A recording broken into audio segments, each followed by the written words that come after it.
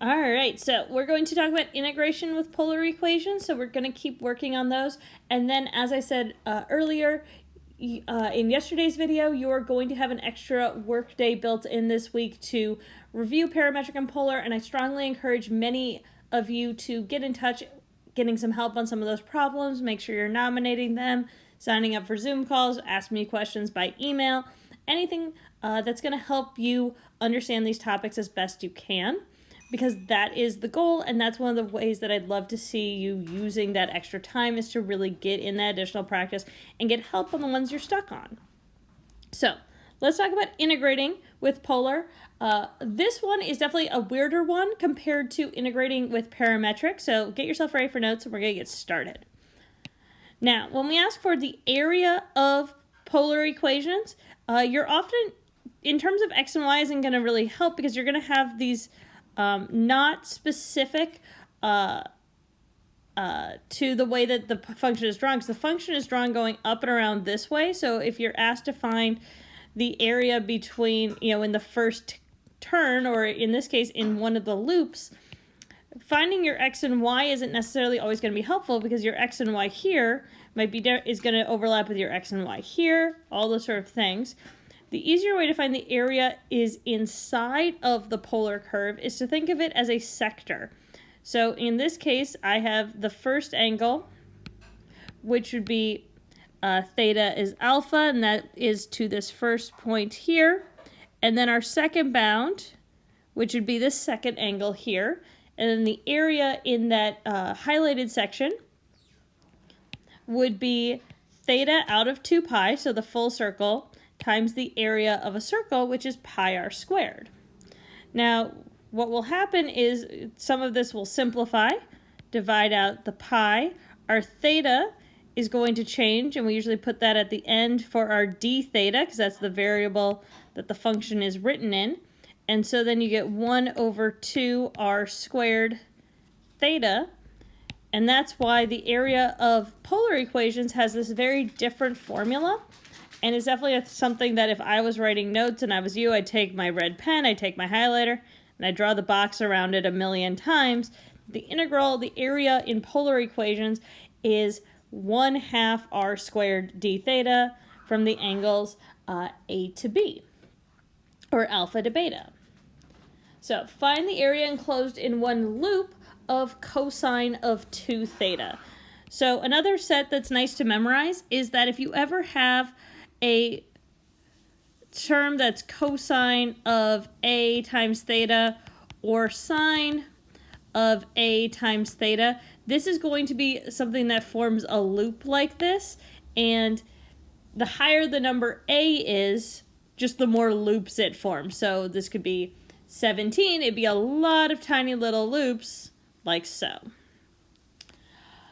Now, what you're going to do for all of these is you're going to use this formula, and so you can start by saying, okay, well, the area of one loop would be from alpha to beta of 1/2 r squared, so cosine 2 theta squared in this case, d theta.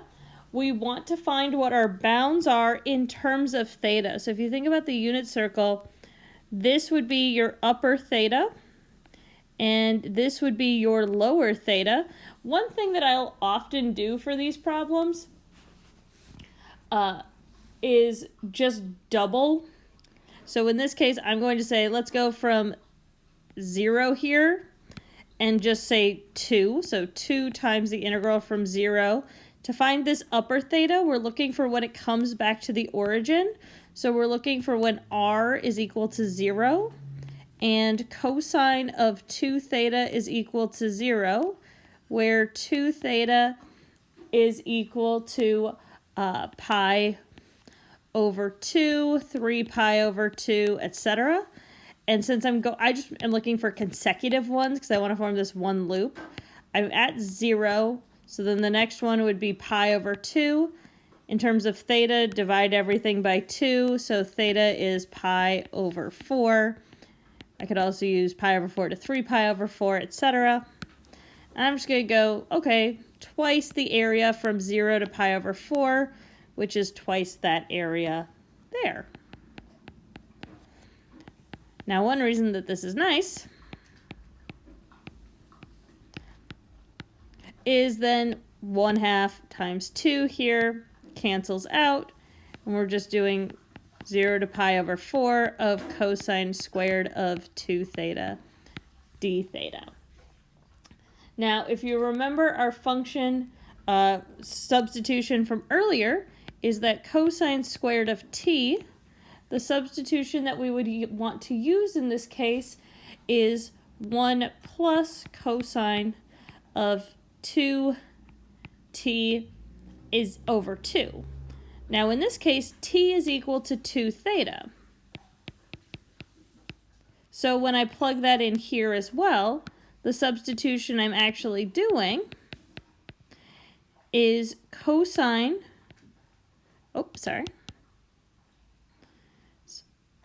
1 plus cosine of 2 times 2 theta over 2 dt. So I'm going to go this direction even though it doesn't look supernatural. So 0 to pi over 4 of times 1/2, 1 plus cosine of 4 theta is equal to 1/2 times theta plus 1/4 sine of 4 theta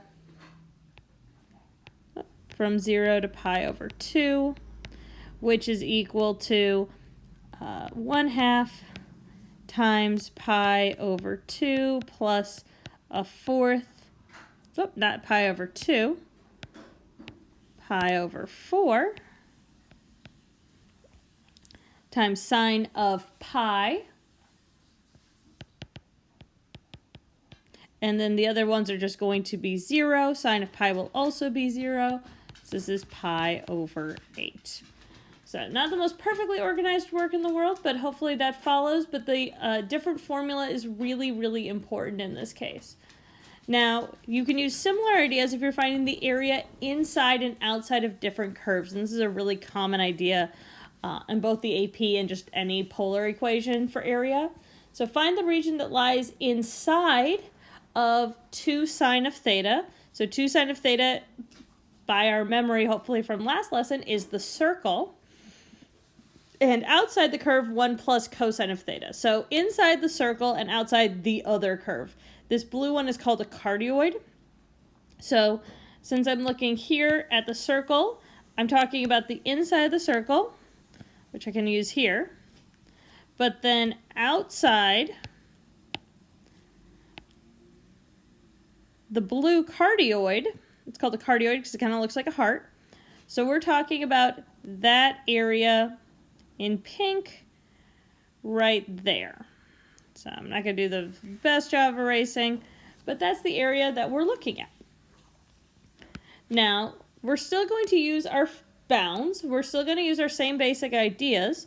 We're just going to find where they intersect to find those points. And remember, we're wondering in terms of theta for the bounds, and then it's the area of the larger minus the area of the smaller. So in this case, it's going to be the function of the circle. So 1/2 2 sine theta squared d theta minus 1/2 1 plus cosine theta squared d theta. Since this is our outer bound, this is our larger function, and we take away our inner bound function. And so now what we're going to do is find those bounds to plug them into our functions here, and then take our integrals. So just like before, we want to know where, for our intersection points here, we want to know where our two functions are equal. So our intersection asks, where is 2 sine of theta equal to 1 plus cosine of theta? Now, because we have this addition sign here, it's not going to be something that you are necessarily going to be able to solve completely by hand. So this is a nice time to practice the solver on your calculator. So you're going to want to use math and then go to the bottom of that first list and you'll see solve or solver. For some of you, you're just going to be able to type in each side of your equation separately. So 2 sine theta is equal to 1 plus cosine theta for the two sides. Some of you will have to set it equal to 0, so just subtract the 2 sine theta over. Then what it'll ask you to do is ask you to guess for the variable. And if I'm looking at this picture here, I'm going to say that this is going to be about pi over pi over 4, for example. And so that's what's going to ask you when it takes you to this y section. It's going to ask you to do an estimate, a guess. And so I would, in this case, pick pi over 4 because I'm trying to find this first intersection point. And then what I would do then is, instead of clicking enter, because that's going to get you something you don't want to do, what you want to do is look at the enter key. And remember, the goal here is solve. You'll notice that this is the alpha function. So some of your functions have second, some of yours have a third option. So you click the alpha key first and then solve. And what that'll tell you then is that x value is actually 0.927. Then to find the other one, we're going over here, and I'm going to guess that's pi. And you can just go back into your guess function and be like, okay, well, instead of getting that first one, I'm going to just guess pi here. And you will indeed realize that, yes, 3.1415 is the other bound. So practice using your solver if you haven't already. It's always nice to use the calculators. So your upper bound is pi for both of these, and your lower bound is 0.927. Now at this point, because I am using a number like this, I know I'm looking at a calculator problem. What I might do is just do a little simplifying before I type it into my calculator so that I'm less likely to get it incorrect.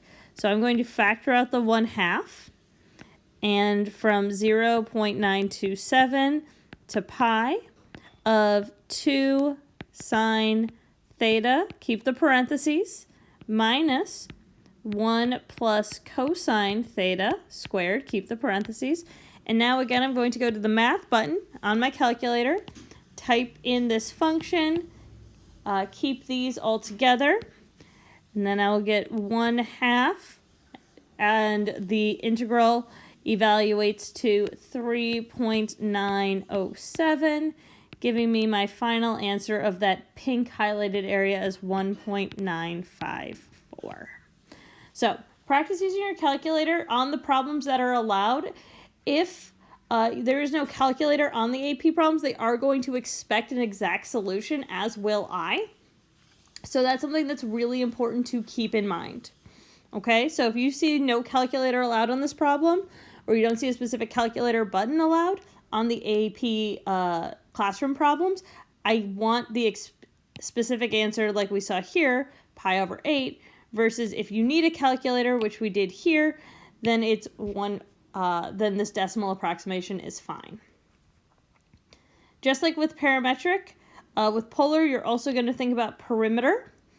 And so your arc length function, this is the one that we saw before, dx squared plus dy squared, the root, the distance formula.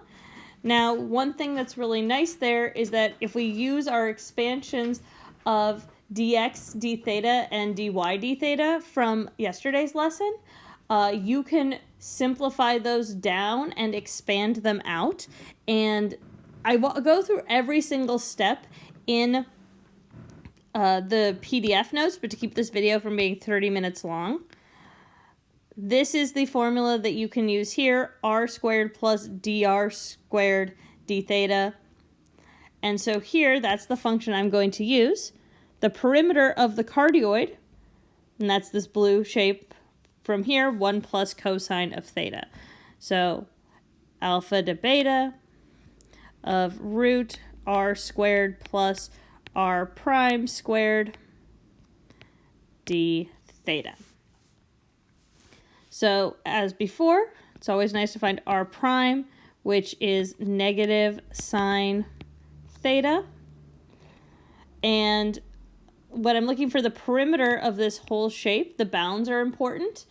One thing that you'll recognize is it is symmetrical. So again, I'm going to use that nice trick of saying, okay, I'm interested in this whole thing.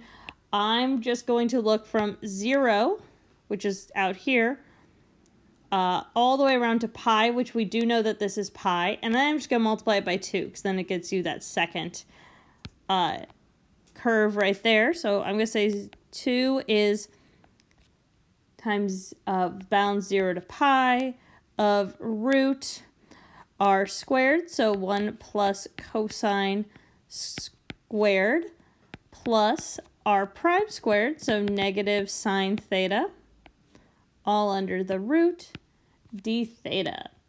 So do a little simplification.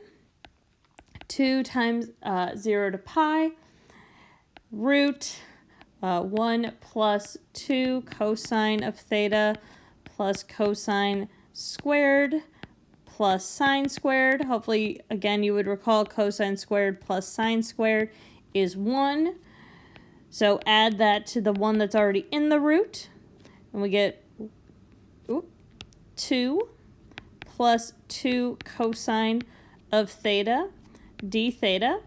Now, for some of you, you'd be like, okay, I'm at the point that I kind of want a calculator.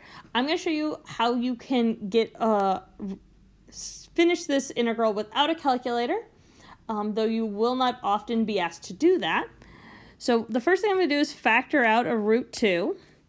And so then I'm looking at 0 to pi of 1 plus cosine of theta. Now, we want the thing inside of here to be a perfect square. Wouldn't that be great?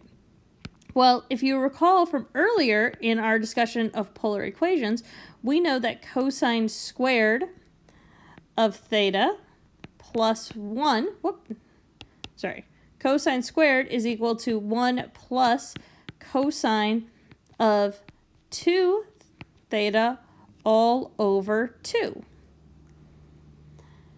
So if I multiply 2 cosine squared theta is equal to 1 plus cosine of 2 theta. Now here's the thing here. We're looking at, when it does that, sorry about that. Here, this is just regular theta, so this would be theta over 2, so that we keep this same relationship. I think maybe it'd be a little bit easier to use a different variable here. So I'm just going to quick do that. T, 2t, cosine squared t. In this case, 2t is equal to theta. So then t is equal to theta over 2 when I plug that in right here. So 1 plus cosine of theta is equal to root 2 cosine squared theta over 2. Now, why did we do that strange substitution? Well, cosine squared cancels out here. Bring out the root 2, combines, so we get 4 times the integral of 0 to pi of cosine of theta over 2 d theta. This is a very straightforward integral to evaluate, and we end up with 4 times sine from over 2 times 2 to account for the u substitution in here, from 0 to pi, which is 8 times sine of pi over 2 minus 8 times sine of 0, which is 0. Sine of pi over 2 is 1, so the final answer is just 8 which is the perimeter of this figure in blue right here. All right. Please, please, please let me know if you have any questions, and please use the additional time on Wednesday and Thursday to get the additional practice and to get help on any problems that you're stuck on, either by nominating them in the form and watching my video answers, making a Zoom appointment, emailing me, carrier pigeon, wish on star, whatever you can do to get help, because these are challenging topics and I am here to help you. I look forward to hearing from so many of you in the coming days.